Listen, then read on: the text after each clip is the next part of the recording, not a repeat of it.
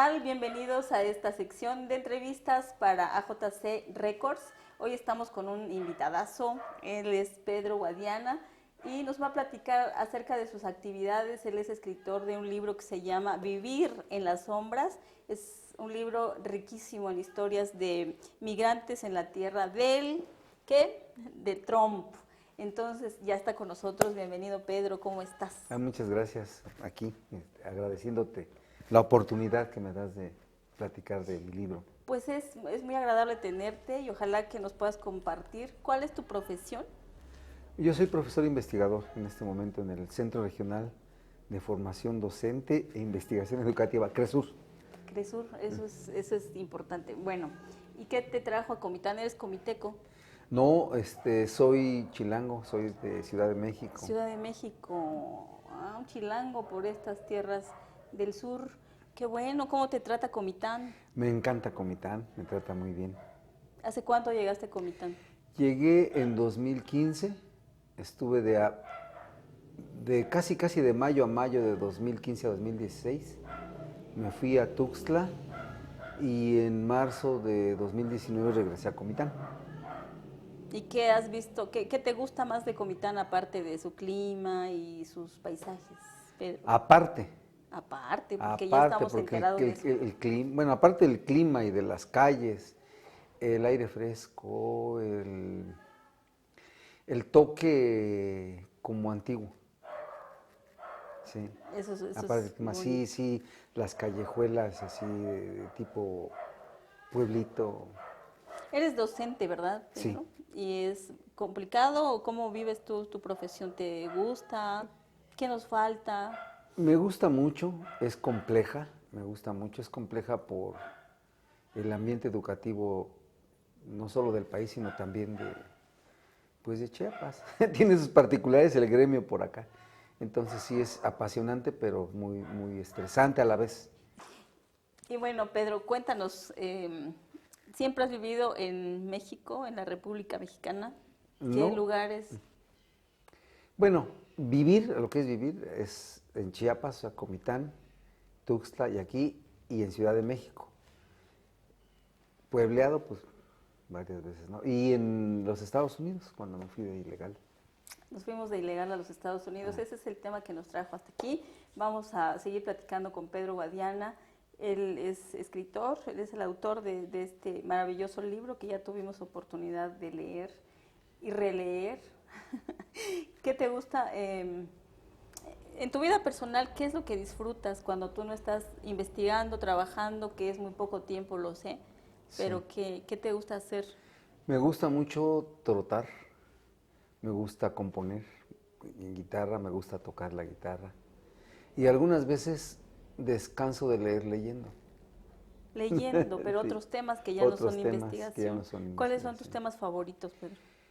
Libros tipo los que escribe Fernando Sabater, así de búsqueda, o Víctor Frankl, El hombre en busca de sentido, cuestiones de así de ese tipo. Y también algunas veces novela. Y cuando trotas, ¿qué lugares de Comitán te gusta? ¿Por Me- dónde te vas?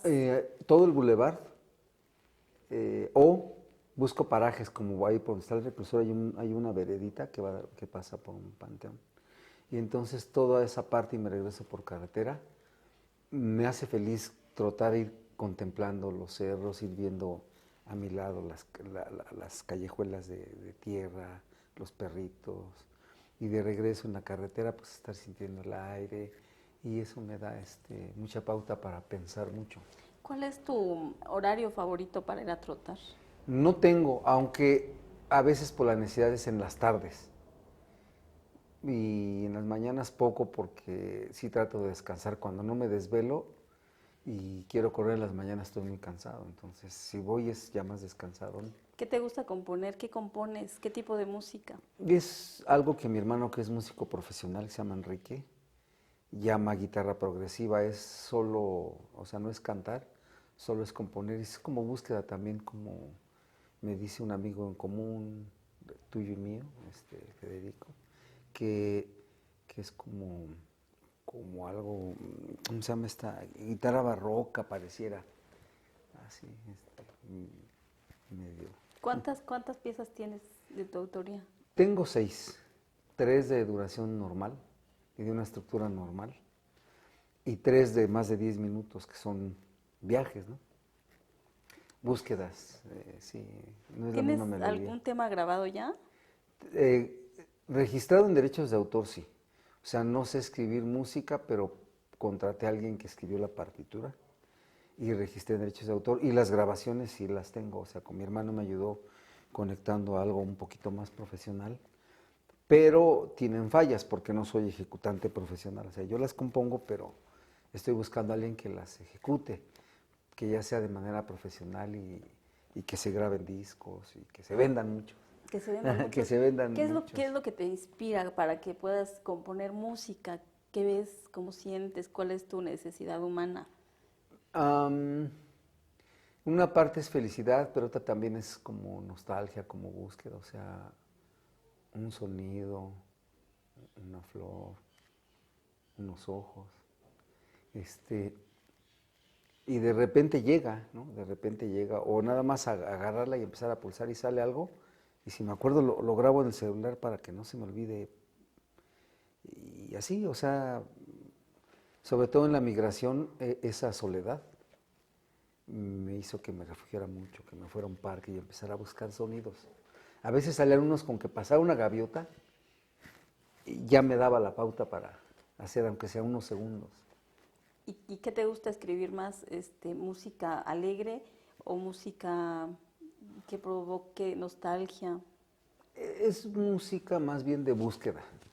A veces puede parecer triste, pero no lo veo como triste. No es alegre porque no es así de, no No es sé, cumbia. como una cumbia Ay, o lástima, una, sí, podríamos bailar tu o música. la bamba o algo así. Si no es así como búsqueda, pero no es tristeza, es como reflexión, como...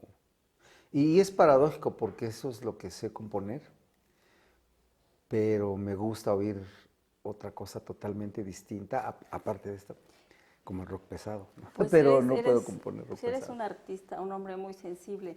¿Cómo compaginas esta parte de la ciencia, de la investigación? Y no hay un choque en tu cabeza haciendo pensando en lógica y otra pensando en metáforas y Muy buena pregunta, de hecho es la primera vez que me la hacen. Muchas gracias. Sí, porque son mundos diferentes, sí, totalmente, totalmente diferentes. Entonces, por ejemplo, cuando estoy en la cátedra, pues tiendo mucho a la lógica. claro. Y ahí también recibo críticas en los dos sentidos, constructivas y a veces no tanto. Porque todo tiene un método, Sí, claro. pero la gente que me conoce solo en el ámbito académico no se imagina que yo haga lo otro. Y eso me pasó cuando estuve yo en Tuxtla. Pues yo trabajaba con muchos compañeros y compañeras temporales.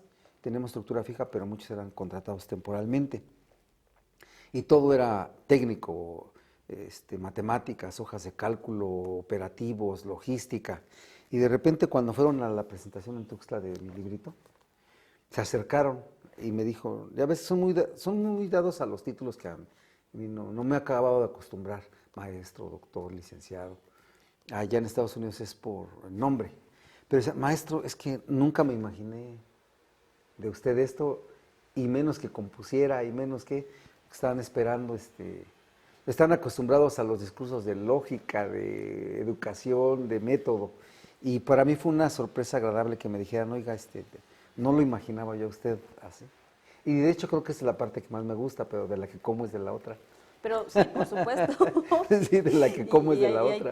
Hay que mantener el equilibrio lo más que Así. se pueda, pero ¿te conflictúas? ¿Alguna vez te has sentido conflictuado entre la poesía, la literatura, la composición y la academia? ¿Lo Me llevas gustan bien las dos, me encantan las dos. y lo disfrutas? Es como ponerse como que una cachucha y quitársela. Ah, No, genial. ahora llega la hora de la academia, pero no creas, o sea, por ejemplo, ayer que estaba muy cansado y tenía mucho trabajo, estaba haciendo un examen extraordinario para capturarlo, pero de repente lo paro, agarro la guitarra y empiezo a dar, digo, oye esta pedacito. Y ya, completa, y ya acabo, y otra vez va el académico. Y de repente salgo y como un sándwich ahí en la cocina, y regreso, agarro la guitarra y otra vez va el académico. Qué O sea, bonito, qué bueno. Estamos platicando con Pedro Guadiana, él es un amigo, escritor de Ciudad de México, está en Comitán compartiéndonos sus conocimientos y su talento, porque él es un artista, es compositor también y además ahorita nos va a platicar acerca de su obra, su primer libro. El primero. Primer libro, Hijo, que nació por allá de los Estados Unidos. ¿En qué año, Pedro? Pues nació en 2014 2014, tiene y se apenas publicó hasta el 19. 2019 se Sí, publicó. todos los avatares que lleva un libro a veces. Wow. Lo acabé de escribir en 2014, pero todo lo que hay que hacer, y los ¿Cómo ires y nació? venires y... ¿Cómo nació la idea de hacer un libro? Bueno, lo que pasa es que en esta parte de la docencia, alguna vez fui yo a dar una conferencia sobre cuestiones de educación a la Universidad Autónoma del Estado de México. Y a veces los temas provocadores son los que te abren las puertas. Y es uno que sigo sosteniendo. Yo soy abstencionista, no voto.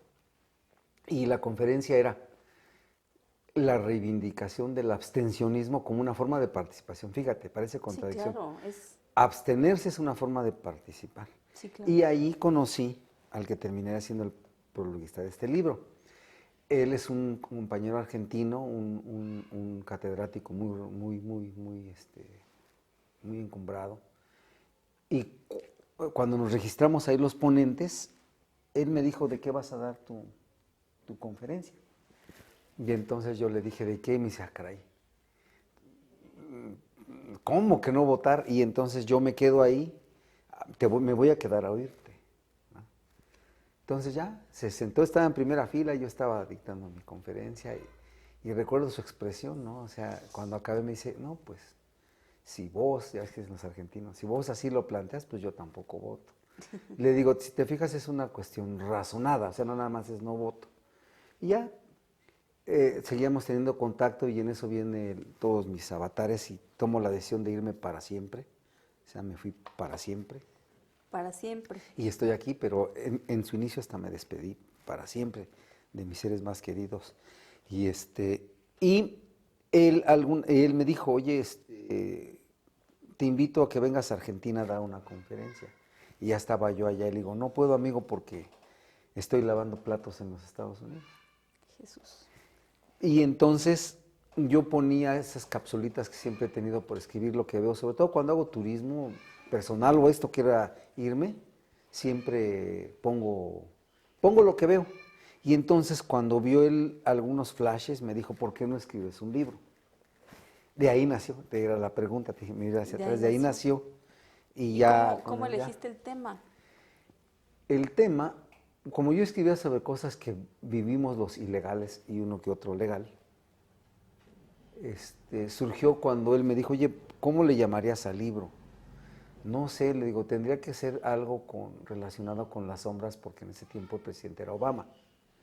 Y Obama decía, tenemos que, todos nosotros alguna vez fuimos ustedes. Es decir, todos hemos sido migrantes en la vida. Y él, afroamericano, pues más, ¿no? Y dijo, lo que tenemos que procurar es sacar a los inmigrantes ilegales de las sombras. Entonces, las sombras es la ilegalidad. Entonces, por eso el libro se llama Vivir en las sombras. Vivir en las sombras. Historias de inmigrantes en la tierra de Trump. Ajá. Ajá. Bueno, porque ahí nació este hombre. ¿Es una recopilación de historias reales? Sí, de historias reales de gente que vive. Solo puse una legal, me parece ser, pero casi todo es en la ilegalidad. ¿Tú eras ilegal? Sí, ilegal. Entré legal y después de 6 meses, cuando expira el permiso, ya me torné. Y bueno, ya de por sí el trabajar allí, la visa que le dan a uno es como turista, o sea, de entrada está prohibido trabajar, pero uno tiene que empezar a hacer por la vida. Entonces la ilegalidad empieza desde que buscas un trabajo. ¿Y cómo se siente de manera personal separarte de la familia y saber, por ese momento tú estabas consciente de que no los ibas a volver a ver? Exactamente. ¿Es fácil? No, yo aprendí y reaprendí a llorar ahí. O sea, pues la cultura machista que a veces nos hace daño a los mismos hombres, ¿no? El hombre no llora, el hombre no es... Y cuando está uno solo allá y dicen, es válido que lloremos, decía nuestra maestra de inglés, it's okay to cry. Y ahí otra vez agarré, eran golpes muy fuertes, eran llantos así que me ahogaba, y no, sobre todo cuando hablaba a la familia. Y te quiero mucho, mamá, te quiero, sí, sí, sonreía. Y nada más le colgaba y me desmoronaba toditititito. El lazo familiar pues se Sí. rompe de una manera muy dramática.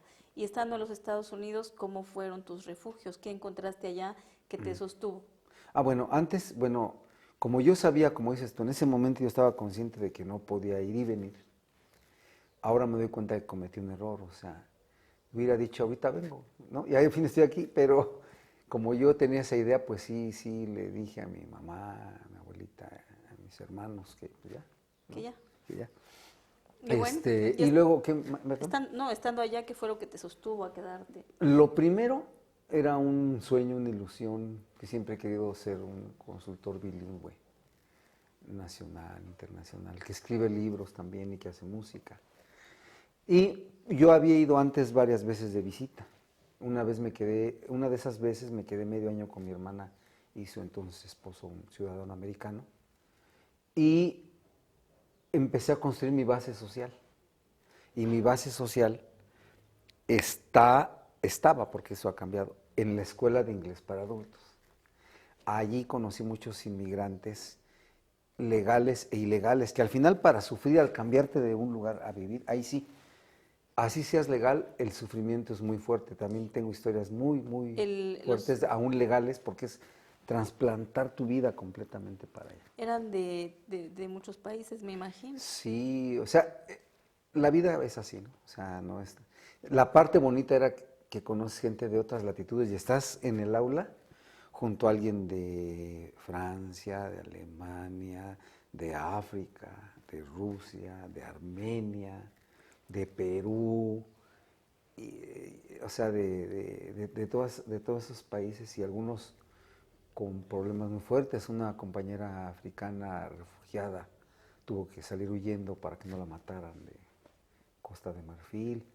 Entonces, vas conociendo historias de ellos, ¿no? A ella le sufrió mucho racismo, no tenía dónde quedarse. El único lugar donde de repente llegaba uno a desahogarse era la escuela. Porque sufrían del mismo dolor, Nos de la ausencia. identificábamos ahí en la escuela. Háblame del libro, ¿qué contiene? ¿Qué significa para ti? Bueno, el libro tiene historias eh, que parten, o sea, había un eje conductor para hacer las entrevistas. O sea, yo agradezco mucho a mi maestra Gretchen.